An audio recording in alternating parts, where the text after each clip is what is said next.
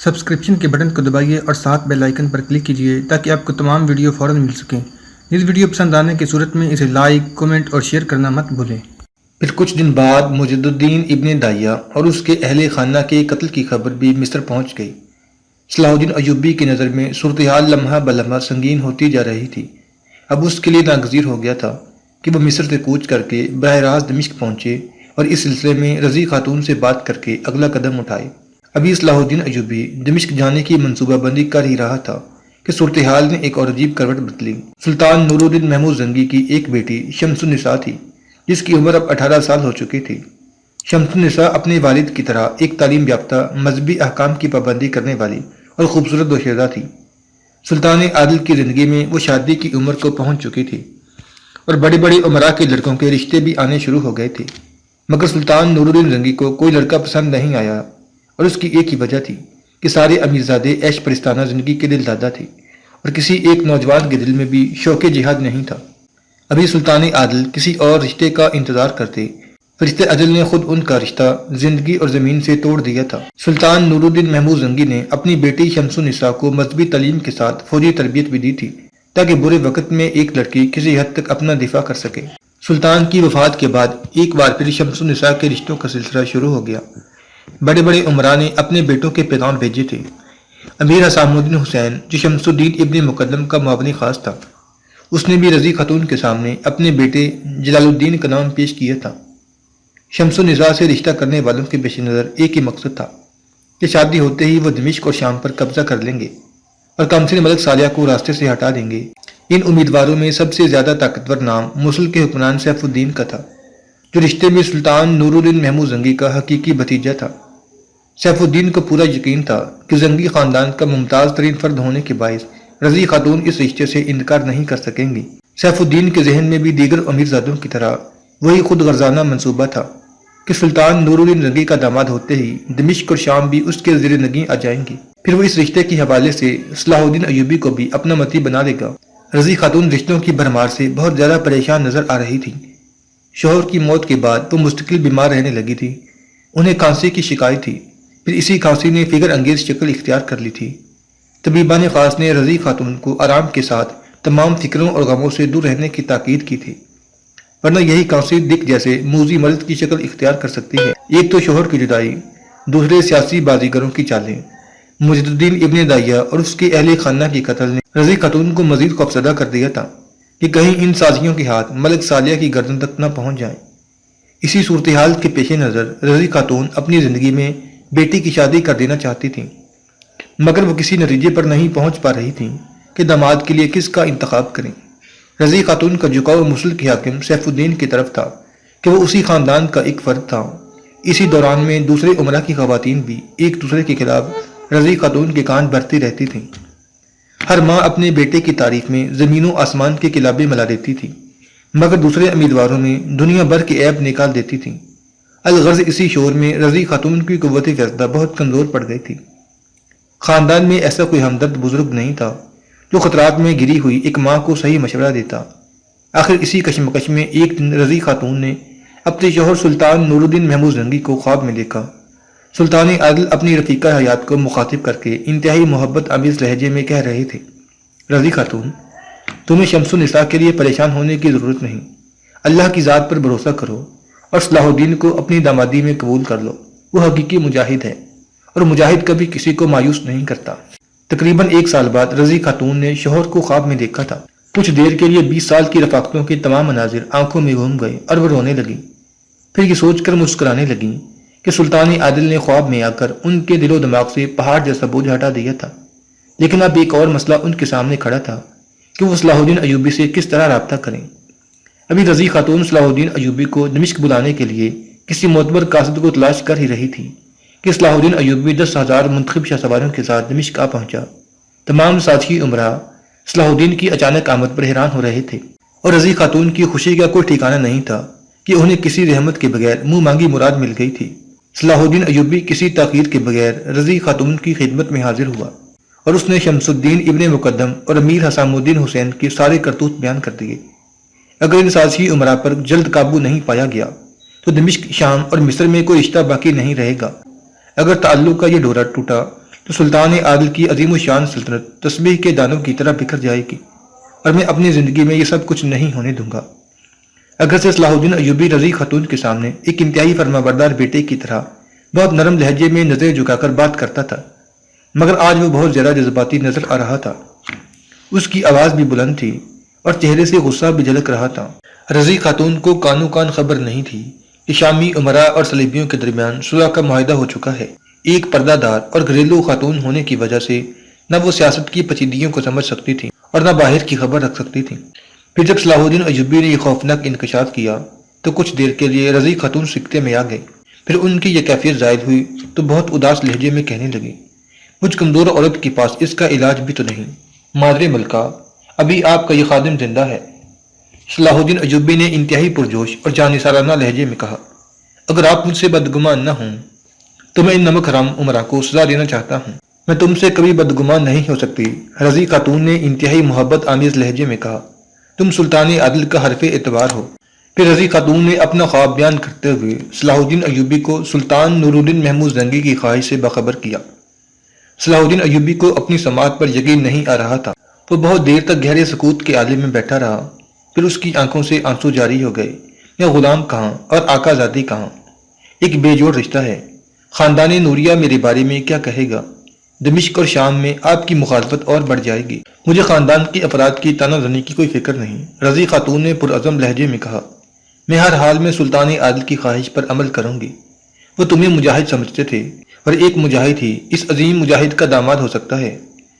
صلاح الدین ایوبی نے رضی خاتون کے اصرار پر در پردہ اپنے آقا سلطان نور الدین محمود زنگی کے حکم پر سر تسلیم خم کر دیا۔ پھر اس نے 5 سپاہیوں پر مشتمل ایک فوجی دستہ بلا تاخیر مصر روانہ کر دیا تاکہ صلاح الدین ایوبی کی والدہ زبیدہ خانم اس شادی میں شریک ہو سکیں۔ اس کے ساتھ ہی صلاح الدین نے امام شرف الدین کی خدمت میں ایک التجا نامہ بھی ارسال کر دیا۔ شیخ محترم، مجھے آپ کی جسمانی کمزوری کا شدید احساس ہے، مگر آپ صرف میری خاطر دمشق تشریف لانے کی زحمت گوارا کریں گے۔ اپنے اس خط میں صلاح الدین نے صاف صاف لکھ دیا تھا کہ اس کا نکاح امام صاحب بھی پڑھائیں گے۔ صلاح الدین کی دمشق آمد کی خبریں موصل اور شام پہنچ چکی تھیں۔ موصل کے حاکم سیف الدین نے اس اطلاع کو حیرت کے ساتھ سنا تھا، مگر اسے کسی قسم کی پریشانی نہیں تھی کیونکہ وہ صلاح الدین ایوبی کے ارادوں سے باخبر نہیں تھا۔ اس کے برعکس شمس الدین ابن مقدم اور امیر حسام الدین حسین بدحواس ہو گئے تھے۔ ان کے نزدیک صلاح الدین ایوبی کی آمد کسی نئے طوفان کا پیش خیمہ تھی۔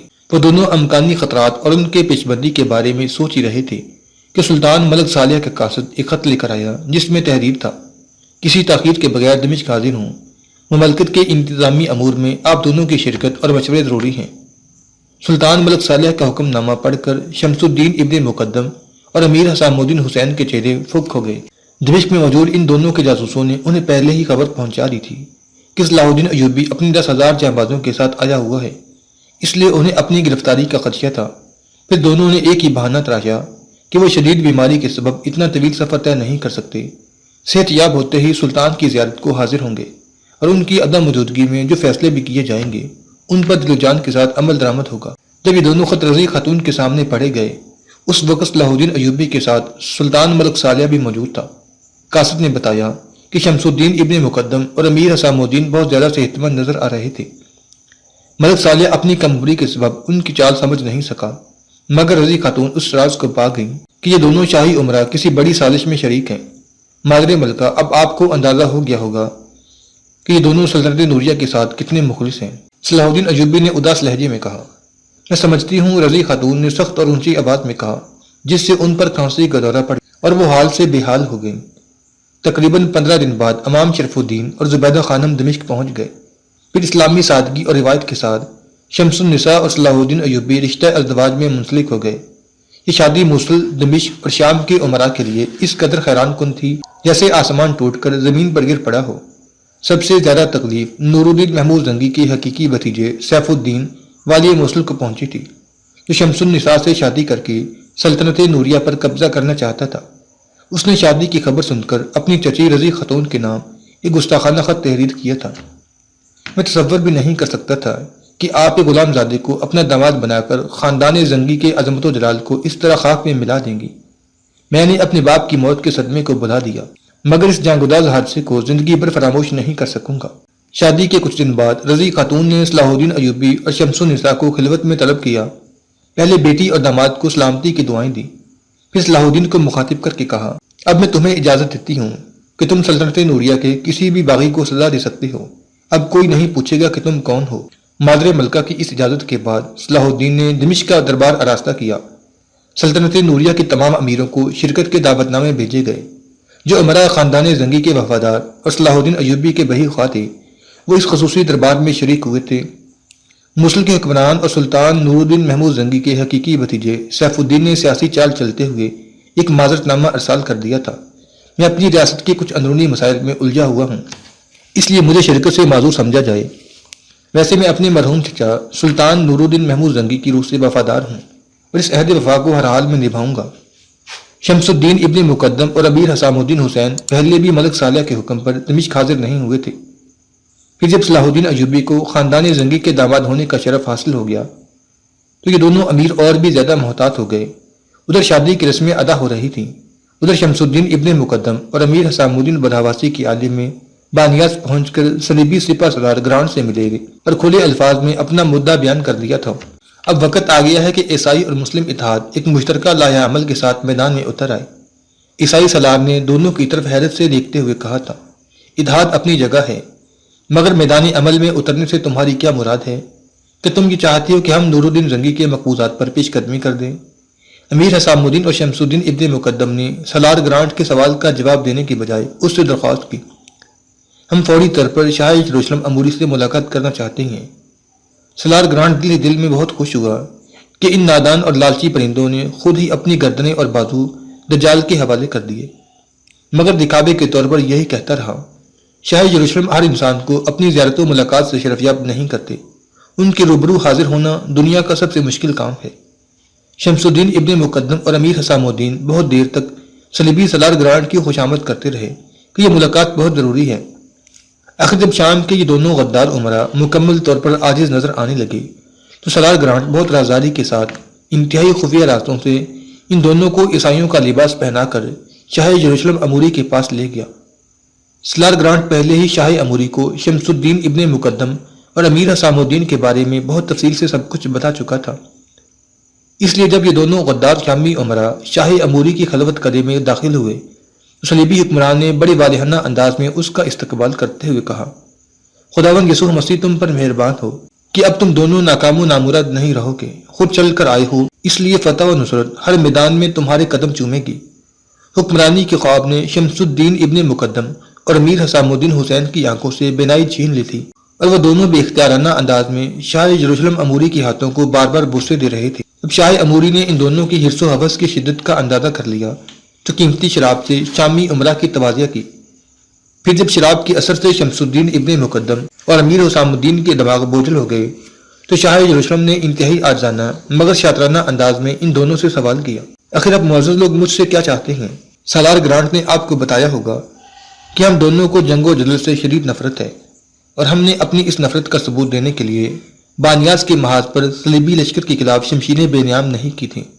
شمس الدین ابن مقدم نے ایک ایک لفظ پر زور دیتے ہوئے کہا، مجھے معلوم ہے شاہ یروشلم اموری کے لہجے میں شاہانہ وقار کے ساتھ غرور و تمکنت کا رنگ بھی ابھر آیا تھا۔ ہم نے اس دوستی کی بنیاد کو مضبوط تر کرنے کے لیے اپنا کچھ علاقہ بھی صلیبی لشکر کے حوالے کر دیا تھا۔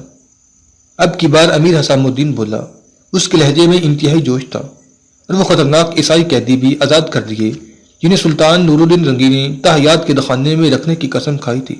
مجھے یہ بھی معلوم ہے شاہ اموری کے لہجے میں وہی شاہانہ بے نیازی تھی۔ مجھے سب کچھ معلوم ہے، ان باتوں کو بار بار دہرانے کی ضرورت نہیں، بات انتہائی مختصر کرو اور یہ بتاؤ کہ تمہارے یہاں آنے کا مقصد کیا ہے۔ آپ کو معلوم ہے کہ صلاح الدین سلطان نور الدین زنگی کا داماد بننے والا ہے، شمس الدین ابن مقدم نے کہا، اور شاہ اموری کے چہرے پر اپنے اس انکشاف کا رد عمل تلاش کرنے لگا۔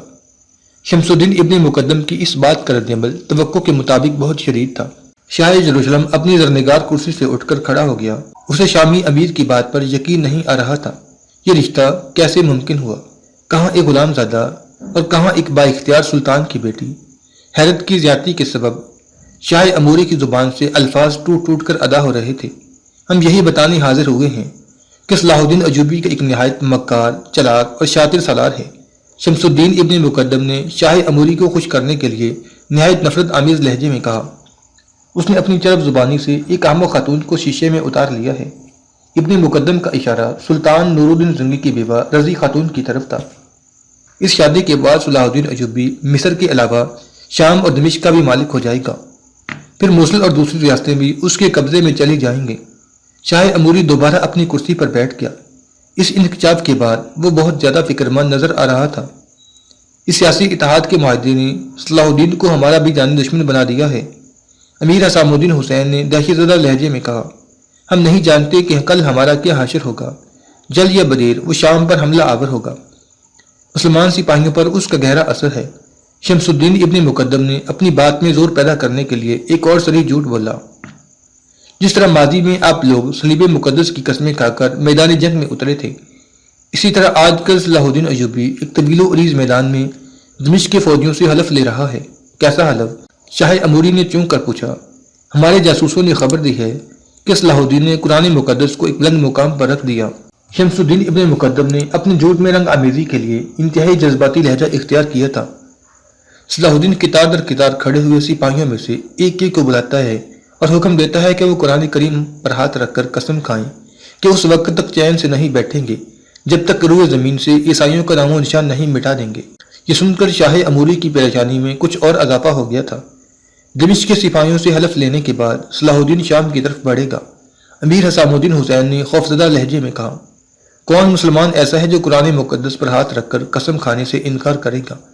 انجام کار شام کے بیشتر سپاہی صلاح الدین کی ہمنوا ہو جائیں گے اور ہماری فوجی طاقت برائے نام رہ جائے گی۔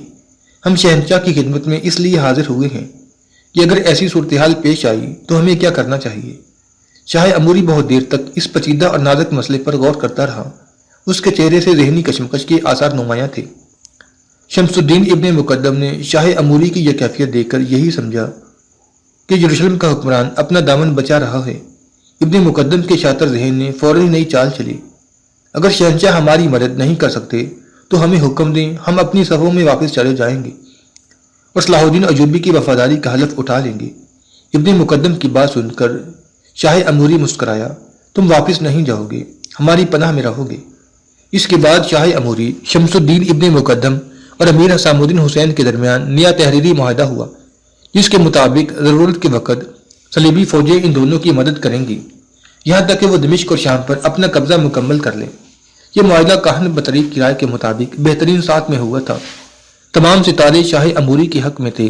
بطریق نے یہ دعویٰ بھی کیا تھا کہ مذکورہ معاہدہ ایشیا میں صلیبی فتوحات کا نیا دروازہ کھول دے گا۔ یہ اس زمانے کا واقعہ ہے جب صلاح الدین ایوبی اور شمس النساء کی شادی کے دعوت نامے شمس الدین ابن مقدم اور امیر حسام الدین کو بھیجے گئے تھے، اور وہ دونوں غدار اس وقت یروشلم میں بیٹھے سلطان نور الدین محمود زنگی کی وراثت کا سودا کر رہے تھے۔ دربار آراستہ تھا۔ سلطان ملک صالح تخت خلافت پر جلوہ افروز تھا۔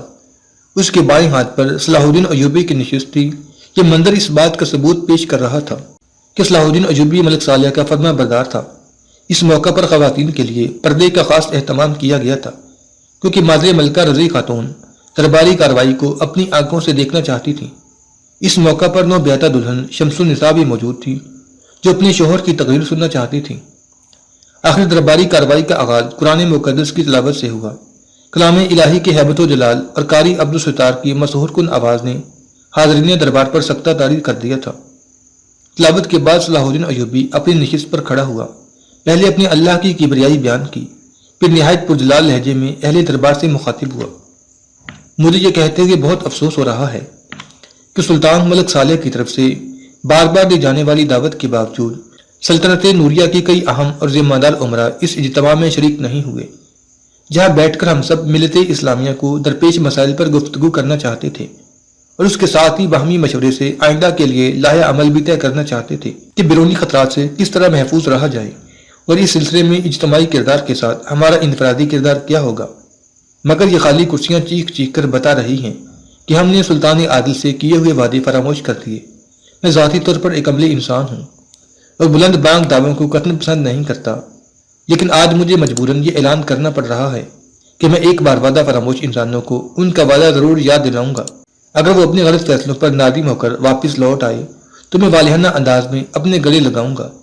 لیکن اس تنبیہ کے باوجود انہیں اپنے حلف کے الفاظ یاد نہیں آئے، تو ایسے بدعہد لوگوں کے لیے سلطنت نوریہ کے کسی گوشے میں کوئی جگہ باقی نہیں رہے گی۔ میں نے بھی سلطان عادل سے ایک عہد کیا ہے، یا تو وہ عہد پورا ہو کر رہے گا یا پھر اسے نبھاتے نبھاتے میری جان چلی جائے گی۔ جو سلطان ملک صالح کا وفادار ہے وہ میرا محبوب اور مخدوم ہے، اور جس نے میرے آقا زادے کے حکم سے سرتابی کی وہ میرا بدترین دشمن ہے۔ صلاح الدین ایوبی کی تقریر اتنی اثر انگیز تھی کہ اکثر حاضرین دربار کی آنکھیں بھیگ گئیں۔ شمس النساء نے پہلی بار صلاح الدین ایوبی کی شخصیت کے حقیقی خد و خال دیکھے تھے۔ مجھے آپ کی رفیقہ حیات ہونے پر فخر ہے۔ ایک پاکباز اور وفادار بیوی نے جذبات کی گہرائیوں کے ساتھ اپنے شریک سفر کو خراج تحسین پیش کیا۔ صلاح الدین ایوبی کی زندگی میں سکون اور خوشی کے لمحات بہت ہی مختصر تھے۔ اچانک ایک برق رفتار قاصد مصر سے دمشق پہنچا اور اس نے صلاح الدین ایوبی کو اطلاع دی کہ فرنگیوں کا ایک بحری بیڑا اسکندریہ کی بندرگاہ کی طرف بڑھ رہا ہے۔ صلاح الدین ایوبی نے فوری طور پر مادر ملکہ رضی خاتون اور اپنی بیوی سے کہا، مجھے ایک سخت جنگی مہم درپیش ہے، اس لیے میں آج ہی مصر واپس جانا چاہتا ہوں۔ شوہر کی بات سن کر شمس النساء نے کہا، میں بھی آپ کے ہمراہ چلوں گی۔ صلاح الدین ایوبی نے جواباً کہا، آپ اس ہنگامی سفر میں میرا ساتھ نہیں دے سکیں گے۔ جب صلیبیوں کا یہ خطرہ ٹل جائے گا تو میں خود دمشق آ کر آپ کو اپنے ساتھ لے جاؤں گا۔ ہنگامی سفر سے آپ کی کیا مراد ہے؟ شمس النساء نے مسکراتے ہوئے شوہر سے پوچھا۔ میرا مطلب ہے کہ اس دشوار سفر میں آپ کو بہت زحمت ہوگی اور میں یہ پسند نہیں کرتا۔ صلاح الدین نے اپنی رفیقہ سفر کو سمجھانے کی کوشش کی۔ میں ایک مجاہد کی بیٹی ہوں اور دوسرے مجاہد کی بیوی۔ شمس النساء نے محبت امیز مگر پرجلال لہجے میں کہا، میں اس سفر میں آپ کو تنہا نہیں چھوڑ سکتی، آپ تیاری کریں، میں ابھی آتی ہوں۔ یہ کہہ کر شمس النساء کمرے سے نکل گئی۔ بیوی کے جاتے ہی صلاح الدین ایوبی نے مادر ملکہ کی خدمت میں عرض کیا، اگر مجھے جنگی مہم درپیش نہ ہوتی تو میں کچھ اور دن دمشق میں ٹھہرتا تاکہ یہاں کی ساری سیاسی صورتحال واضح ہو جاتی۔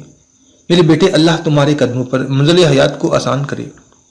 رضی خاتون نے اداس لہجے میں کہا، انہیں بیٹی اور داماد کے بچھڑنے کا دکھ تھا، مگر وہ خود بھی ایک مجاہد کی بیوی تھیں اور انہوں نے اپنی شادی شدہ زندگی میں ایسے بے شمار مناظر دیکھے تھے کہ سلطان نور الدین زنگی ایک محاذ جنگ سے لوٹ ہی رہے تھے کہ دشمنوں نے دوسرا محاذ کھول دیا اور سلطان عادل گھر آتے آتے میدان جنگ کی طرف پلٹ گئے۔